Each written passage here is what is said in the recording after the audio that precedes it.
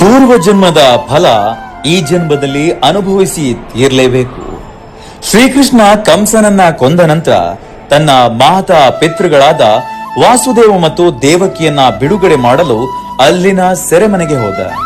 ತಾಯಿ ದೇವಕಿ ಉತ್ಸಾಹದಿಂದ ಕೇಳಿದ್ಲು, ಮಗು, ನೀನೇ ದೇವರು ಮತ್ತು ನಿನಗೆ ದೈವಿಕ ಶಕ್ತಿಗಳಿವೆ.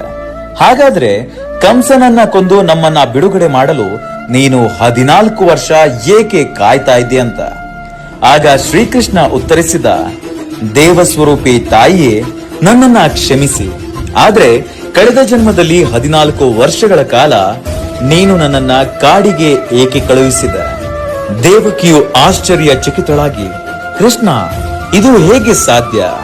ನೀನು ಯಾಕೆ ಹೀಗೆ ಹೇಳ್ತಾ ಇದ್ದೀಯಾ ಅಂತ. ಕೃಷ್ಣನು ಉತ್ತರಿಸಿದ, ಅಮ್ಮ, ನಿಮ್ಮ ಹಿಂದಿನ ಜನ್ಮದ ಬಗ್ಗೆ ನಿಮಗೆ ಏನು ನೆನಪಿಲ್ಲ. ಆದ್ರೆ ನಿಮ್ಮ ಹಿಂದಿನ ಜನ್ಮದಲ್ಲಿ ನೀವು ಕೈಕೇಯಿಯಾಗಿದ್ದೀರಿ ಮತ್ತು ನಿಮ್ಮ ಪತಿ ದಶರಥನಾಗಿದ್ದ. ದೇವಕಿಯು ಆಶ್ಚರ್ಯಚಕಿತಳಾದ್ದು ಮತ್ತು ಕುತೂಹಲದಿಂದ ಕೇಳಿದ್ದು, ಹಾಗಾದ್ರೆ ಈಗ ಕೌಸಲ್ಯ ಯಾರು ಅಂತ. ಶ್ರೀಕೃಷ್ಣ ನಗುತ್ತಾ ಉತ್ತರಿಸಿದ, ತಾಯಿ ಯಶೋಧ. 14 ವರ್ಷಗಳ ತಾಯಿಯ ಪ್ರೀತಿಯು ಅವಳ ಹಿಂದಿನ ಜನ್ಮದಲ್ಲಿ ನಿನ್ನಿಂದಾಗಿ ವಂಚಿತವಾಯಿತು.